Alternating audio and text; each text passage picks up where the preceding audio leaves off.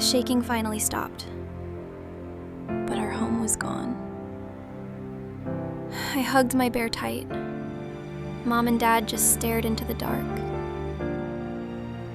A few days later, Dad showed us a newspaper with big words. He pointed to a faraway place called Canada. He promised it meant we would have a safe home again.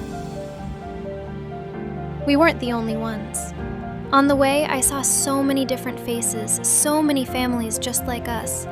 We all looked different, but we were all carrying the same heavy hope. When we finally arrived, the wind was freezing. They told us this new place was safe, but it felt so much colder than home. But the cold wasn't just outside. People kept asking for something called a credit score. We didn't have one. Suddenly, those open doors slammed shut in our faces. Dad's diplomas didn't matter here. They said he needed Canadian experience to work. So Dad took any job he could find. He rode through the freezing snow just to feed us. He kept trying to find a job in his own profession, because those delivery jobs wouldn't let us stay here forever. They only kept us alive. His proudest achievements, they stayed hidden in the trunk, right next to his delivery bags. Months had passed. My dad's hard work was finally paying off, and the sun started to feel a little warmer on our faces. We weren't just surviving anymore, we were living.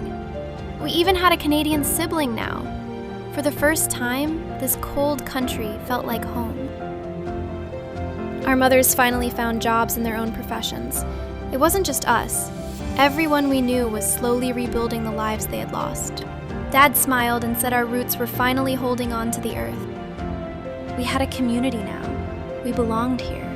We really believed the hardest days were left behind.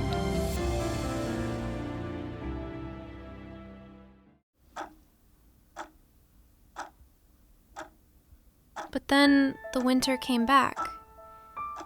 They said this big country didn't have enough room for us anymore. They were talking about some numbers called the 500s.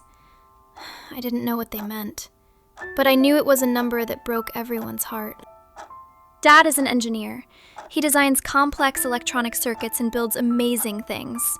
They always told us this country needed people like him. We waited for something called a STEM draw, a special door for builders. But that door never opened. Mom was only working at someone else's desk while a lady had a baby. When the lady came back, there was no room left for Mom. She found new jobs. She was so close. But when they looked at her permission papers, they saw our time here was almost up. So they took the offers back.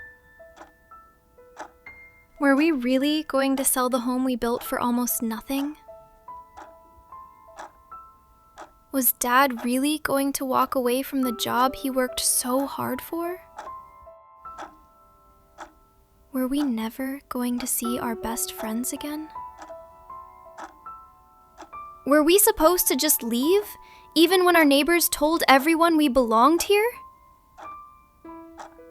Was that jersey going to hang in the locker, empty, forever? Were we just going to leave our childhood marks on that wall? Was that hug in the middle of the street really going to be our last one?